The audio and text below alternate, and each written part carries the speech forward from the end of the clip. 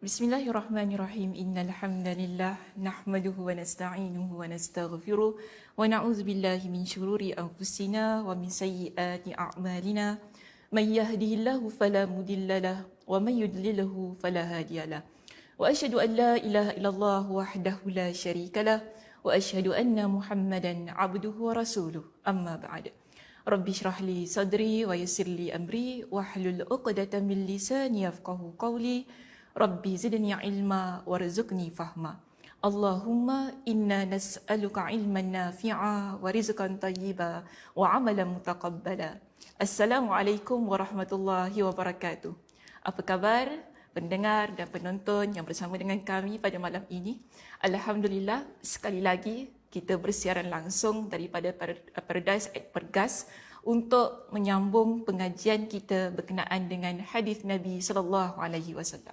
Namun sebelum itu, suka untuk saya raikan teman-teman yang sudah bersama dengan kami dari awal tadi kami lihat ramai yang memberikan komen-komentar di situ. Masya-Allah tabarakallah, terima kasih kami ucapkan kepada semua yang sudi bersama dengan kami pada malam ini. Pertama tadi saya nampak Kak Noor kita di situ, masya-Allah. Kak Noor dia beri salam kepada kita. Dia kata Assalamualaikum Ustazah. Dia kata Waalaikumsalam warahmatullahi Kak Noor, admin dan semua teman-teman. Terima kasih Kak Noor. Sekali lagi kita bertemu pada malam ini. Begitu juga kita ada Zizi. Zizi juga memberikan salam kepada kita. Assalamualaikum Ustazah. Waalaikumsalam warahmatullahi Zizi. Kita ada Kak Aisyah. Kak Aisyah, Assalamualaikum Ustazah dan jemaah sekalian. Alhamdulillah dapat hadir. Alhamdulillah. Thank you admin for this FB live. Ya betul, kita kena berterima kasih kepada admin kita. Insan-insan di belakang tabir ni kan. Kalau mereka tak ada, tak adalah saya di depan ni. Mereka tu amat penting untuk kita ucapkan terima kasih. Kemudian kita juga ada siapa tadi saya nampak. Ni Kak Som kita. Assalamualaikum Ustazah dan semua. Waalaikumsalam warahmatullahi. Ramailah juga kita ada Kak Salmi. Semuanya yang perempuan orang lelaki tak ada.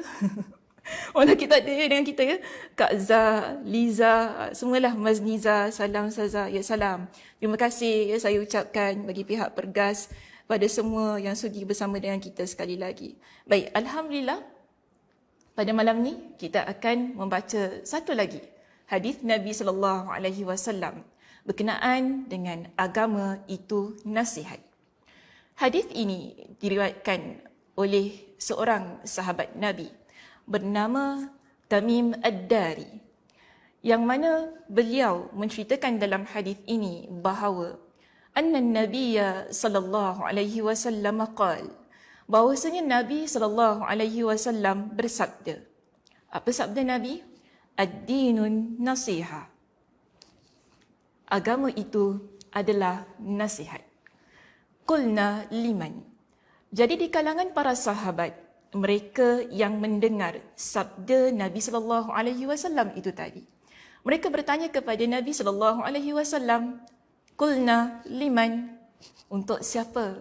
Jadi Nabi sallallahu alaihi wasallam pun menjawab, qala lillahi wa likitabihi wa lirasulihi wa lia'immatil muslimina wa 'ammatihim.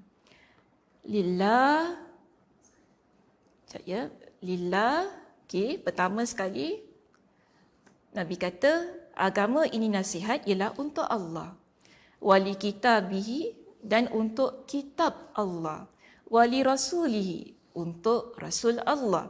Wali a'immatil muslimina, untuk para pemimpin kaum muslimin. Wa ammatihim, dan masyarakat Islam seluruhnya. Maaf ada kesilapan type di situ. Masyarakat Islam seluruhnya. Hadis ini diriwayatkan oleh Imam Muslim. Jadi kita ada 1, 2, 3, 4, 5. 5 perbincangan yang akan ditampilkan pada malam ini. Namun sebelum itu, saya nak tanya, kalau kita kata nasihat tu maksudnya apa? Boleh letak di ruangan komen? Kita lihat jawapan daripada jemaah kita. Kalau kita kata, nasihatlah, Ustazah bagi nasihat. Okey, nasihat tu maknanya apa? Tak apa, letak je apa-apa. Salah pun tak apa, nanti Ustazah betulkan. Apa yang dimaksudkan dengan nasihat? Siapa tahu? Ustazah nak tengok juga jawapan-jawapan daripada teman-teman kita di sini. Peringatan. Okey, Askim kata nasihat itu adalah peringatan.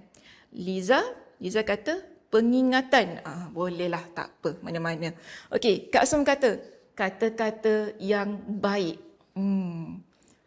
Kak Noh, peringatan juga. Muhammad Amiruddin, nasihat iaitu keikhlasan. Boleh, saya terima. Kak Aisyah, kata-kata yang baik. Ramai ya kata-kata yang baik, peringatan. Akhi-akhi, dia kata nasihat itu bermakna untuk beramal. Boleh. Zizi, ajaran yang baik. Okey, Azkim dia tambah lagi. Dia tak puas hati dengan jawapan dia yang pertama tadi. Amalan, dia kata, okey. Nasihat itu adalah amalan. Betul ke macam gitu? Adakah yang lain selain daripada yang ada di sini? Saya nampak ramai kata nasihat itu adalah peringatan. Kata-kata yang baik. Okey, Kak Salmi kata apa? Teguran yang membina. Kak Ros, kata-kata yang membina. Sekarang dah tambah membina di belakangnya. Tadi semua kata-kata yang baik, tiba-tiba membina. Teguran yang bermanfaat. Okey, kita lihat kepada penerangan yang diberikan oleh para ulama kita berkenaan dengan maksud nasihat. Saya datangkan di sini dengan dua definisi yang diberikan oleh para ulama kita. Pertama, kita petik pendapat daripada Imam Al-Khattabi rahimahullah.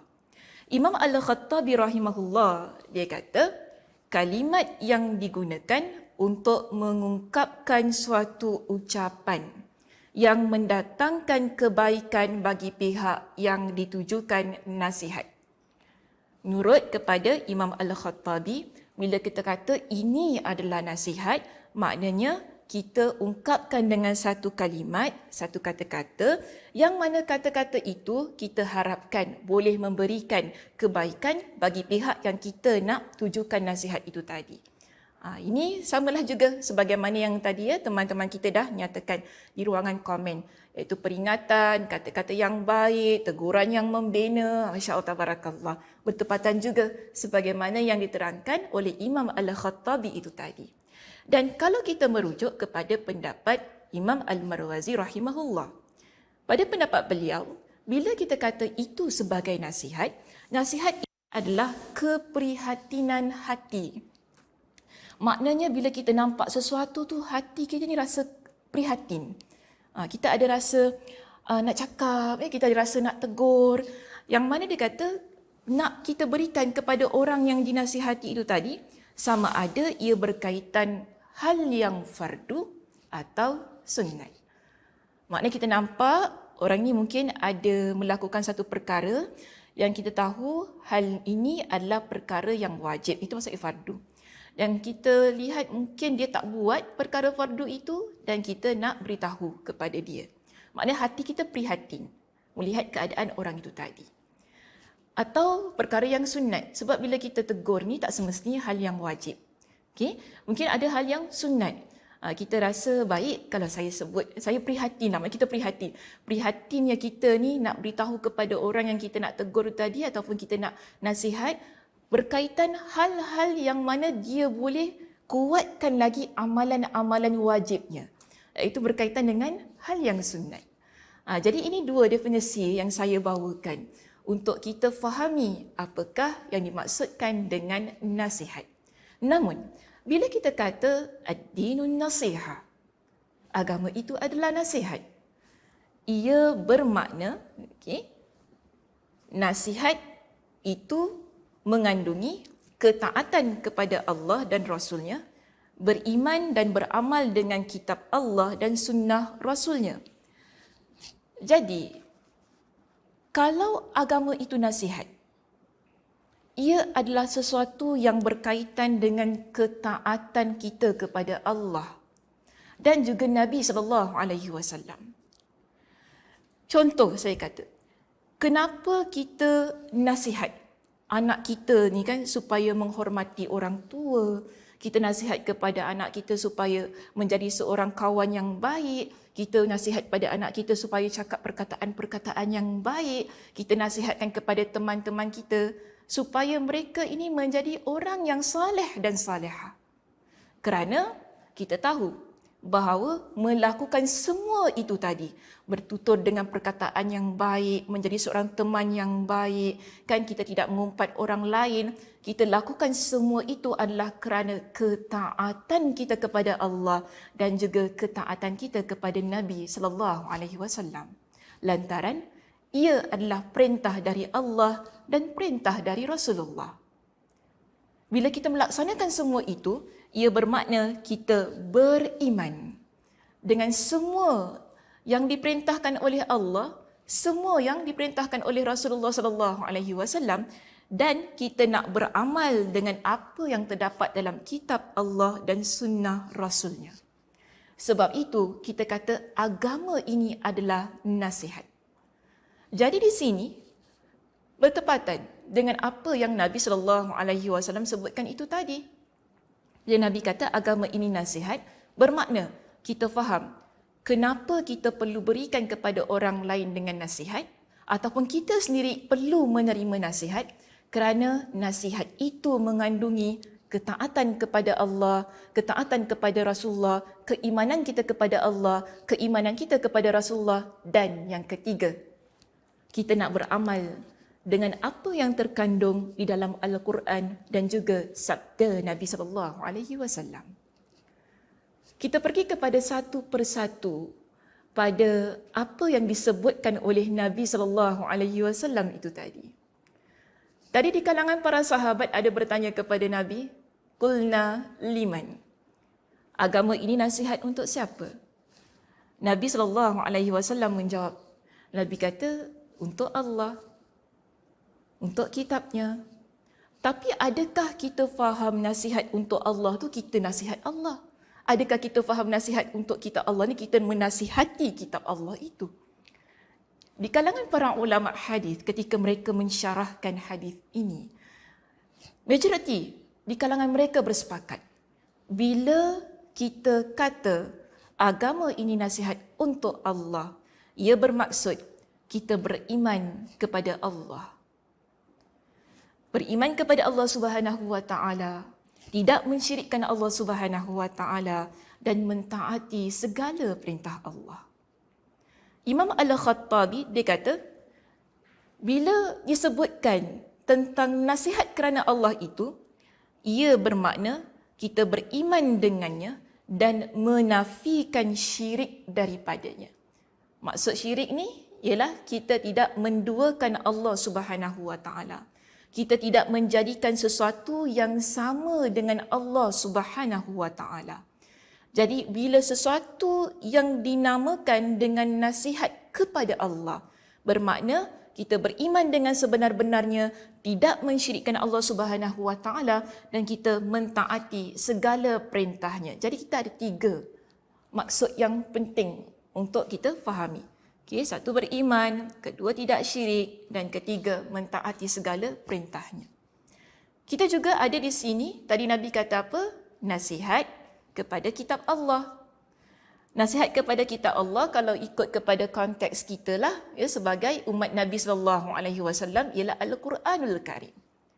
Tapi takkan kita nak nasihat pada Al-Quranul Karim pula kan? So kita tak boleh memahami maksud nasihat untuk kitab Allah itu dengan kita pergi buka Al-Quran, kita nasihatkan kepada Al-Quran. Itu dah silap lah ya, daripada sudut kefahamannya. Jadi bila kita nak faham maksud nasihat kepada kitab Allah, bermakna kita membaca Al-Quran. Bukan semata-mata membaca, tetapi kita berusaha untuk memahami, kita mentadabbur isi kandungan Al-Quran dan kita beramal dengan apa yang terkandung di dalam Al-Quranul Karim. Ini dinamakan sebagai nasihat kepada kitab Allah.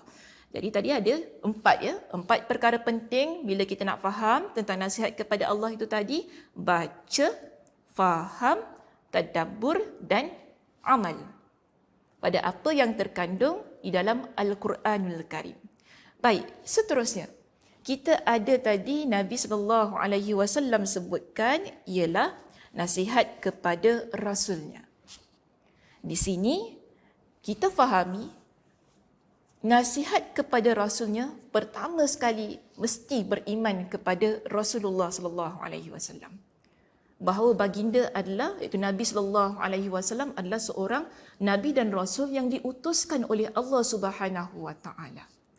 Dalam maksud ini juga kita perlu mencintai, meneladani, mempercayai apa yang dibawa dan disampaikan oleh baginda, melaksanakan perintah dan meninggalkan larangannya, membantu membela agama Islam. Di kalangan para ulama hadis yang mensyarahkan hadis ini, mereka membahagikan tentang nasihat kepada Rasul ini kepada dua bahagian. Satu ialah ketika Nabi masih hidup. So sekarang ni kita tidak berada pada keadaan yang Nabi SAW masih hidup. Jadi bagaimana kita nak merealisasikan sabda baginda yang mana Nabi kata nasihat untuk Rasulnya? Sebab itu di kalangan para ulama, mereka membahagikan dua perbincangan tentang nasihat untuk Rasulnya itu. Jadi setelah mereka membincangkan tentang keadaan Nabi SAW semasa hidup, mereka juga di kalangan para ulama hadis ada menyebutkan tentang apa yang boleh kita lakukan setelah kewafatan Nabi SAW untuk kita merealisasikan nasihat untuk Rasulnya itu tadi. Jadi di sini di kalangan para ulama mereka mengatakan bahawa kalau kita kata an-nasihah untuk Rasulullah sallallahu alaihi wasallam selepas kewafatan baginda ialah menuntut ke atas kaum muslimin supaya mengkaji sirah perjalanan hidup Rasulullah sallallahu alaihi wasallam. Maknanya kita belajar tentang kehidupan Nabi sallallahu alaihi wasallam, perjalanan kehidupan Nabi. Daripada situ, kita dapat meneladani apa yang ditunjukkan oleh Nabi SAW dalam kehidupan baginda. Atau dengan kata lain begini, saya nak katakan, untuk kita merealisasikan nasihat untuk Rasul tu tadi, sekarang inilah yang perlu kita lakukan, belajar tentang hadis Nabi SAW. Sunnah-sunnah yang Nabi SAW tinggalkan untuk kita. Kita hayati, kita amalkan, kita jaga hadis itu. Sebab itu Nabi SAW dalam sebuah hadis yang diriwayatkan oleh Imam Abu Daud dengan sanad yang sahih, Nabi SAW ada menyebutkan tentang keutamaan mereka yang mana belajar hadis. Nabi kata, naddarallahu imra'an sami'a minna hadithan. Moga-moga Allah Subhanahu wa taala memberikan cahaya pada orang yang mana mereka itu dia dengar satu hadis. Dia bukan sahaja dengar hadis itu, tetapi fahafizahu, dia menghafal hadis tersebut. Dia jaga hadis tersebut. Hatta yuballighahu, sehingga dia menyampaikan hadis yang dia dengar, dia menyampaikan hadis yang dia hafal dan dia jaga baik-baik itu tadi. Dia berkongsi dengan teman-temannya apa yang dia dengar, apa yang dia belajar dan apa yang dia hafal dan jaga. Jadi ini tanggungjawab kita sebagai umat Nabi sallallahu alaihi wasallam, menjaga sabda-sabda Nabi sallallahu alaihi wasallam.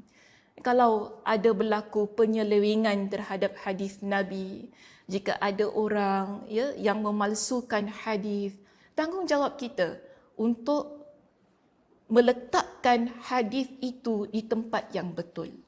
Ini perjuangan namanya. Perjuangan untuk menjaga sabda Nabi sallallahu alaihi wasallam, membersihkan nama Nabi sallallahu alaihi wasallam daripada sebarang bentuk penyelewengan dan pemalsuan. Kerana apa? Kita sebagai umat Nabi sallallahu alaihi wasallam, Nabi dah ingatkan, man kadzaba alayya muta'ammidan falyatabawwa maq'adahu minan nar. Ini ancaman yang menyebabkan kita rasa takut, kita rasa perlu untuk menjaga hadis Nabi. Nabi ingatkan kepada kita, siapa yang berbohong atas namaku secara sengaja, maka bersiap sedialah untuk dia itu tempatnya dalam api neraka. Jadi kita ni sebagai umat Nabi sallallahu alaihi wasallam, kita bukan setakat kita belajar hadis ni, bukan setakat kita dengar, kita suka, kita amalkan, tapi kita perlu bersama-sama untuk merealisasikan nasihat untuk Rasul tu tadi dengan menjaga hadis Nabi sallallahu alaihi wasallam. Seterusnya, kita masuk kepada poin kita berkenaan dengan nasihat. Pada poin yang kedua terakhir. Nasihat kepada pemimpin kaum muslimin. Bagaimana untuk kita menasihati pemimpin kaum muslimin? Kalau tadi kita lihat yang pertama tentang nasihat kepada Allah, nasihat kepada kitab Allah, nasihat kepada Rasulnya itu tadi kan, dia agak susah sedikit untuk kita letakkan dengan maksud nasihat yang kita cakap, yang kita ucapkan kepada seseorang. Tapi bila kita masuk kepada poin yang kedua terakhir dan nanti yang terakhir, baru kita nampak berkenaan dengan nasihat itu sebagaimana yang kita fahami di awalnya tadi, iaitu dengan keprihatinan hati kita, dengan apa yang nak kita ucapkan, yang kita sampaikan kepada seseorang yang nak kita nasihatkan. Jadi di sini antara orang yang berhak untuk mendapatkan nasihat ialah pemimpin kaum muslimin, iaitu bagaimana dengan kita menjelaskan kepada mereka dengan kebenaran. Bila kita kata pemimpin kaum muslimin ini, siapakah mereka? Orang yang dipanggil sebagai pemimpin kaum muslimin ialah seseorang di kalangan kita yang kita lantik untuk memimpin. Contoh dalam masyarakat kita, masyarakat Muslim kita di Singapura, kita ada asatizah yang memimpin dalam agama. Kita ada mufti lah, kita ambil sebagai yang tertinggi, mufti kita, komiti fatwa, kemudian asatizah yang menggembling tenaga untuk memberikan panduan kepada masyarakat Islam. Ini semua kita panggil sebagai pemimpin agama. Bolehkah kita menasihati mereka? Boleh sahaja. Inilah yang Nabi SAW sebutkan dalam hadis ini. Namun, dia mesti ada caranya.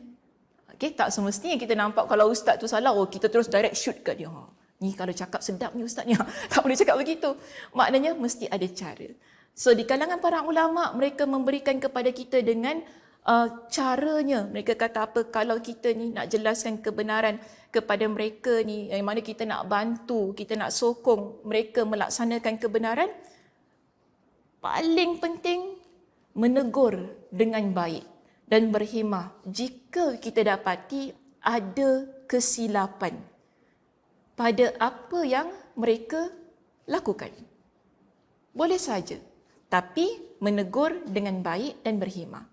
Perlu diperiksa terlebih dahulu di mana letak ataupun di mana kesalahan yang ada pada mungkin asatizah itu, guru yang mengajar agama ini. Dan kita kalau nak nasihat pun, dia mestilah ada caranya yang akan saya sebutkan nanti. Yang kita boleh gabungkan adab menasihat antara satu dan yang lain pada poin kita yang terakhir. Kerana poin kita yang terakhir ini, dia lebih dekat dengan kita sesama masyarakat Islam. Sebab itu yang terakhir Nabi kata, wa'ammatihim. Maksudnya nasihat kepada masyarakat Islam. Iaitu kita berdakwah. Berdakwah ni maksudnya kita ajak. Berdakwah ni tak semestinya perlu jadi ustaz. Kan? Tak perlu jadi macam Ustazah Sakinah lah, duduk cakap, itu Ustazah Sakinah berdakwah ya. Tapi kalau kita kata berdakwah ni bermakna kita ajak. Okay, kita ajak orang lain kepada Allah, kepada ketaatan. Maknanya kita nasihat mereka ini supaya mereka sentiasa menjadi seorang Muslim yang taat kepada Allah. Seterusnya, melaksanakan amar ma'ruf dan nahi munkar. Apa maksud amar ma'ruf nahi munkar? Sila letakkan di ruangan komen. Saya nak lihat jawapan daripada teman-teman kita yang mengikuti pengajian kita pada malam ini. Okey, bila kita kata kita perlu menasihati masyarakat Islam untuk melaksanakan amar ma'ruf nahi munkar. Tapi, apakah yang dimaksudkan dengan amar ma'ruf nahi munkar? Apa yang kita faham daripada istilah itu? Sila letakkan di ruangan komen. Ustazah nak baca. Okay. InsyaAllah tabarakallah. Rajin Kak Aisyah kita ya di situ. Dikeluarkan banyak poin. Terima kasih Kak Aisyah. Oh, ada orang salah masuk ya. Tak apa, Cherry. Boleh ya panggil Cherry Apple. Cantik namanya. Cherry Apple. Assalamualaikum, Waalaikumsalam. Maaf lambat masuk, tersalah channel. Ingat YouTube pun ada. Oh, YouTube tak ada ya? Oh, saya pun tak tahulah ya. Saya tak pasti. Kena tanya admin. Mungkin tak ada lah tu. Okey, apa tadi yang saya tanya? Apa ni amar makruf nahi mungkar? Apa dia maksudkan dengan amar makruf nahi mungkar? Ada jawapan? Enjoining good and forbidding wrong. Dia cakap orang putih. Boleh, tak masalah. Okey saja. Boleh saja. Ada yang lain? Kak Zah kita menyuruh kepada kebaikan dan mencegah menyuruh kepada kebaikan, mencegah keburukan atau kejahatan. Baik. Nur Hayati Ahmad melaksanakan perintah Allah dan meninggalkan larangan Allah. Kak Som melakukan kebaikan dan mencegah melakukan kemungkaran. Kak Noh mengajak kepada kebaikan dan mencegah kemungkaran. Masya-Allah. Okay. Muhammad Amiruddin, amal makruf, amal ibadah. Nahi mungkar, kemaksiatan. Macam mana ya? Nak jawab apa? Saya nak ambil jawapan yang mana yang paling tepat ni? Nak ambil semua ke nak ambil satu saja? Amar ma'ruf dan nahi mungkar. Bila kita nasihat orang kan, untuk melaksanakan amar ma'ruf nahi mungkar, bermakna kita perintahkan kepada orang lain untuk melakukan perkara-perkara kebaikan. Samalah juga. Sebagaimana yang tadi teman-teman kita letakkan jawapannya di situ. Terima kasih. Okey, ada yang tepat, ada yang sedikit terkeluar, tersasar sedikit, tak apa. Boleh saja diperbaiki jawapan itu. Kemudian bila kita kata nahi mungkar, maknanya kita mencegah kemungkaran. Kemungkaran ni mungkin ada yang tak berapa faham, ia adalah perkara-perkara yang buruk. Perkara yang tidak baik. Jadi bila kita nampak ada perkara yang tidak baik, kita cegah perkara tersebut. Yang mana kita masukkan dalam nasihat kita. Baik, seterusnya. Selain daripada itu, kita ada poin di sini. Bila kita kata nasihat kepada masyarakat Islam, bermakna kita mengajarkan kebaikan kepada mereka berkaitan isu dunia dan akhirat. Sebab kadang-kadang dalam hidup kita ni kita asyik nak nasihat, nak berikan advice tentang dunia saja. Bila tentang akhirat ni kita tak nak. Kemudian ada pula yang nak dengar peringatan, nak dengar nasihat hanya berkaitan dengan dunia. Kalau cakap tentang agama, tak naklah, saya tak nak dengar agama ni semua. Tak apalah, tak payah, tak minat macam gitu. Tapi kalau dah dinamakan dengan nasihat, mengikut kepada konteks perbincangan kita pada malam ini, yang Nabi SAW sebutkan itu tadi, ad-dinun nasihah, ia adalah berkaitan dengan isu dunia dan juga akhirat kita. Tapi bagaimana kita nak berikan nasihat? Adakah semua orang berhak untuk mendapatkan nasihat kita? Ini merupakan kemuncak pada perbincangan kita malam ini. Untuk memberikan nasihat, kita ada adab yang perlu kita perhatikan. Pertama sekali, saya nak ingatkan, orang yang nak memberikan nasihat, dia memerlukan kepada ilmu.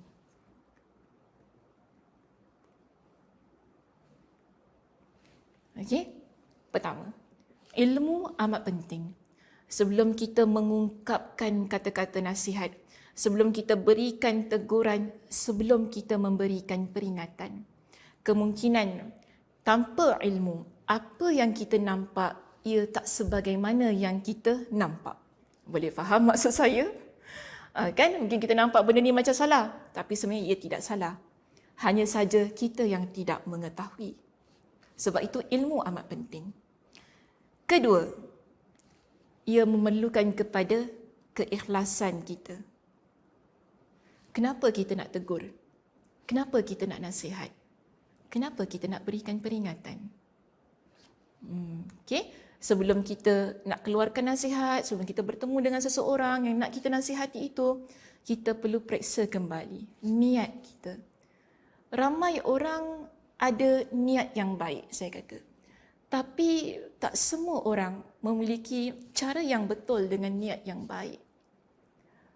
Ataupun mungkin dia rasa dia berhak untuk menasihati. Tapi sebenarnya tak kena pada tempatnya, tak kena pada orangnya. Maka sebab itu kita perlu tanya pada diri kita, kalau saya nasihat orang ini, kenapa saya nak nasihat dia? Dia boleh terima? Adakah cara saya betul? Ataupun saya perlu berikan kepada orang lain tugas itu agar nasihat tersebut lebih menjadi cantik? Ataupun kerana saya nak tunjukkan kepada dia kerana saya ni berilmu, kerana saya tahu apa yang dia buat itu salah, kerana saya betul-betul lah, ada orang kan dia semangat, betul-betul lah nak berjuang melaksanakan amar ma'ruf nahi mungkar itu tadi. Atau bagaimana? Keikhlasan kita amat penting sebelum kita menasihati seseorang, agar kita tidak melukakan hati orang yang dinasihati. Maka sebab itu di sini di kalangan para ulama, mereka menyatakan bahawa kalau kita ni nak tegur orang, seseorang yang kita nampak mungkin ada kesilapan, satu sekali yang perlu kita perhatikan, kita perlu tegur dia secara rahsia. Maknanya bukan di khalayak ramai, bukan depan orang ramai, kan? Jadi saya gabungkannya, poin kita yang pertama dan yang kedua dalam slide saya, yang tadi saya tambah 1, 2 kan? Okay. So kita lihat di sini, poin yang pertama menegur secara rahsia, tidak di khalayak ramai. Saya nak gabungkan poin ini menjadi satu poin untuk dibahaskan. Saya nak tanya, suka ke tidak kalau tiba-tiba ada orang tegur kita depan orang ramai? Saya yakin jawapannya tidak. Ramai akan jawab di bahagian komen ni, tak suka. Jangan kata orang lain, Ustazah Sakinah pun tak suka. Ustazah Sakinah pun tak suka. Maknanya kita tak suka kalau kita ada melakukan kesilapan, kesalahan, tapi kemudiannya kesilapan dan kesalahan itu ditegur secara terang-terangan sehingga orang lain tahu, yang menyebabkan jatuh air muka kita. Sebab itu, bila kita nak memberikan nasihat, kita perlu lihat kepada keadaan dan situasinya. Mungkinlah kita nampak kadang-kadang, saya ni pernah lihat solat lah dekat dewan solat ni. Kemudian kita tengok jemaah-jemaah, kalau Ustazah Sakinah mestilah solat di dewan solat muslimah ya. Jemaah-jemaah muslimah ini, tak salah sebenarnya kita nak tegur jemaah lain, tapi dia mesti dengan cara yang baik. Jangan pekik-pekik sampai semua orang lihat. Biasa kadang-kadang kalau kita bulan Ramadan dulu-dululah ya, sebelum masa Covid kan, solat tarawih, Muslimah-muslimah ni pun perangai macam-macam. Macam-macam. Ada yang main cop-cop tempat. Kita nak bulan Ramadan ni, tak tahu nanti ada cop-cop tempat ke tidak. Ada, kena booking itu. Main cop-cop tempat, ya. Dah main cop tempat, copkan kawan lagi. Dia macam-macam perangai. Jadi nanti adalah berlaku pergaduhan-pergaduhan dalam dewan solat. Di kalangan sukarelawan masjid dan juga jemaah-jemaah ni kan. Yang semangat sukarelawan ni pun semangat juga ya. Makcik-makcik yang ni volunteer ni kan. Ajar, sila, rapat.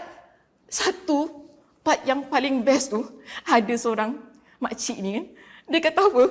Dekat seorang muslimah ni lah, yang saya dengar, yang saya nampak berlaku depan mata saya. Muslimah ni dia tak nak duduk kat tempat yang makcik ni perintahkan lah. Dia boleh kata depan orang ramai ni, kenapa awak duduk sini, dapat syurga ke? Oh, cantik ayat dia. Dapat syurga ke awak duduk sini? Dia kata gitu. Semua orang, semua mata melihat ke arah wanita tersebut. Saya pun tak tahulah ya. Kita lihatlah begini. Betul. Kita baik sebenarnya kita memerintahkan jemaah ni untuk merapatkan saf. Tapi kalau dah orangnya tak nak, sudahlah ya. Jangan kita ucapkan kata-kata yang menyakitkan. Pasti malu dia. Sebab semua yang kalau orang di barisan hadapan, kepala pusing belakang. Kerana apa? Suaranya kuat. Jadi inilah, kita kata, kalau kita nak tegur, kita nak suruh, apa-apa kan, Kalau pun kata tak boleh nak bawa dia pergi ke tempat yang tak ramai orang ni, sebab dah memang betul-betul dekat depan orang ramai ni kan, cakap pelan-pelan lah ya. Cakap pelan-pelan. Minta maaf lah, boleh kita pergi sini sebab nanti susah jemaah yang lambat datang. Susah. Cakap pelan-pelan. Tapi kalau dia tak nak, dah sudah. Kita jangan paksa-paksa. Kan? Kita menghormati. Sebagaimana kita ingin dihormati, begitulah juga orang lain ingin dihormati. Begitu juga kalau kita nak menasihati orang lain, kita nak tegur orang lain, kita pasti tak suka orang melakukan perkara yang sama kepada kita. Jadi hati-hati, jangan sampai kita mengaibkan orang lain. Imam Asy-Syafi'i rahimahullah, dia ada memuatkan kata-katanya berkenaan tentang hal ini. Yang mana dia kata, dia ni Imam Asy-Syafi'i rahimahullah ni seorang ulama yang besar, yang begitu banyak ilmunya. Tapi dia masih lagi mengatakan tentang nasihat ini. Dia kata apa? Berilah nasihat kepada aku ketika aku sendiri. Ini seorang ulama ni. Dia kata begitu. Kalau kau nak nasihati aku, nasihat aku ketika aku sendirian. Dan dia kata, jauhilah menasihatiku di tengah orang ramai. Kalau nak berikan nasihat kepada saya, jangan nasihat saya di tengah orang ramai. Dia kata, nasihat sebegitu termasuk satu perbuatan yang merendahkan. Kalau kita tegur orang ini di tengah khalayak dengan suara yang kuat, ya, walaupun kita rasa itu perkara yang baik, kita rasa itu perkara yang betul, tetapi perbuatan itu sebenarnya ialah merendahkan orang lain. Kemudian Imam Asy-Syafi'i rahimahullah dia kata apa? Jika kamu menolak sarananku, maknanya bila kita tak agree, kita tak bersetuju dengan apa yang Imam Asy-Syafi'i sebutkan itu tadi, yang meminta supaya diri dia dinasihati ketika dia sendiri, bukan di tengah ataupun ketika di khalayak ramai ini, Imam Asy-Syafi'i kata apa? Jangan marah kalau aku tidak terima kata-kata nasihatmu. Jangan marah. Kalau sekiranya nasihat yang diberikan di tengah khalayak ramai itu ditolak oleh Imam Asy-Syafi'i. Itu kata-kata Imam Asy-Syafi'i. Imam Ibn Rajab Al-Hanbali rahimahullah dalam kitabnya Jami'ul Ulum wal Hikam, beliau menyatakan bahawa di kalangan para ulama salaf ini, dia kata apabila mereka hendak memberikan nasihat kepada seseorang, mereka akan menasihatinya secara rahsia. Kita panggil ginilah ya, one to one. Jangan waktu tu kita nampak, waktu tu juga kita tegur. Di tengah orang ramai. Mungkin kita tengah duduk-duduk dengan kawan-kawan kita, berbual-berbual, gelak-gelak. Kawan kita ada buat sesuatu yang kita rasa tak bagus ke apa kan. Jangan pula kita tegur kawan kita depan-depan kawan-kawan yang lain. Malu dia. Dia malu.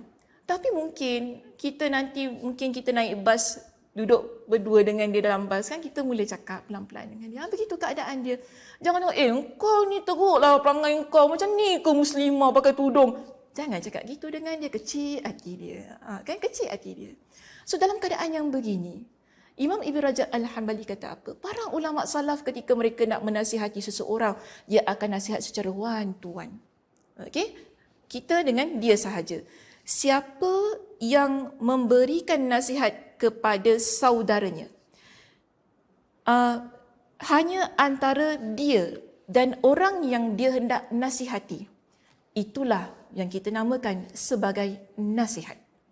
Tapi kalau sesebuah nasihat kita kemukakan, kita berikan ketika di khalayak ramai, orang lain dengar, orang lain tengok dia rasa malu. Di kalangan para ulama salaf berpendapat bahawa itu bukan nasihat, tetapi itu adalah cara untuk kita merendahkan orang tersebut.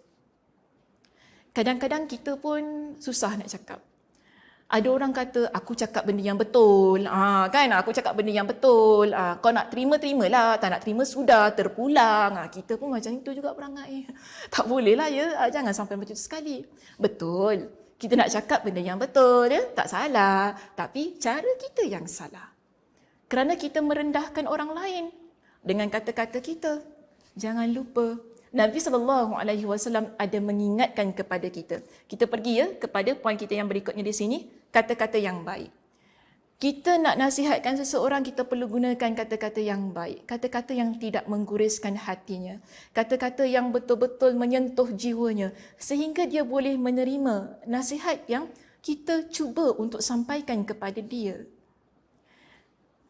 Nabi SAW ingatkan kepada kita, orang yang beriman, Nabi kata, laisal mu'min bitta'an walal la'an walal fahish walal badhi. Orang beriman, seorang yang mukmin bukanlah mereka yang mana suka melaknat walaupun dia nak nasihat orang lain. Bukanlah di kalangan orang yang la'an.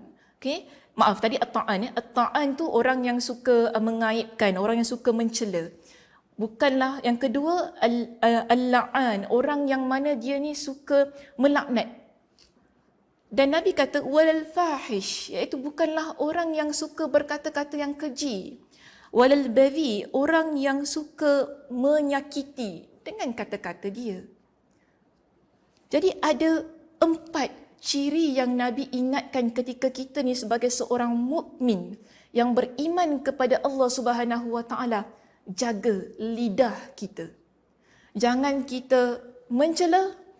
Walaupun kita lihat daripada konteks nak beri nasihatnya, ketika kita nak beri nasihat, jangan kita cela kawan kita ataupun adik-beradik kita, teman-teman kita, siapa sahajalah yang kita nak berikan nasihat. Hatta kalau kita sebagai seorang guru sekalipun, yang banyak menasihati pelajar-pelajar kita, mungkin mereka ada melakukan kesalahan, ada buat salah laku dan sebagainya, jangan kita mencela, jangan kita mengaibkan, jangan kita menyakitkan. Kerana orang yang beriman, mereka jauh daripada semua itu. Nabi ingatkan lagi kepada kita, al-muslimu man salimal muslimuna min lisanihi wa yadihi. Seorang yang namanya muslim, apabila muslim yang lain, dia terselamat daripada kejahatan lidahnya dan tangannya. Dalam sebuah hadis yang lain, Nabi SAW mengingatkan kepada kita, bihasbi mri'in minasyarr ayyahqira akhahul muslim. Cukuplah seseorang itu dianggap sebagai melakukan satu perkara yang jahat apabila dia merendahkan muslim yang lain. Sebab itu amat penting bila kita menggunakan kata-kata yang baik dalam keadaan untuk memberikan nasihat. Biarlah ungkapan nasihat kita itu tadi ungkapan yang mencerminkan kita adalah seorang yang beriman kepada Allah Subhanahu Wa Taala, tidak menghina, tidak merendahkan. Dan yang paling cantik sekali, Nabi SAW mengingatkan kepada kita bahawa nasihat ini adalah sesuatu yang perlu untuk kita berikan apabila seseorang minta kita memberi nasihat. Saya lihat beginilah kalau cantiknya, kalau orang tak minta kita bercakap, jangan bercakap. Kalau orang tak minta nasihat, jangan kita berikan nasihat. Itu lebih selamat. Itu lebih selamat. Mudah-mudahan ada petunjuk yang lain yang akan dia peroleh. Tapi kalau ada orang tu datang kepada kita, dia minta nasihat kepada kita, wajib untuk kita berikan. Kerana apa? Itu adalah antara hak seorang Muslim. Nabi kata apa? Wa izastansahaka. Jika datang saudara kamu, yang mana dia meminta kepada kamu untuk memberikan kepadanya dengan nasihat, fansahlah. Berikanlah nasihat kepada dia. Kerana itu adalah hak saudara kamu yang wajib untuk kamu berikan kepada dia. Jadi kalau ada teman kita yang mana dia betul nakkan nasihat kita, maka kita berikan. Kalau dia tak tanya, diam-diam saja. Kan? Begitu cantiknya kita ni.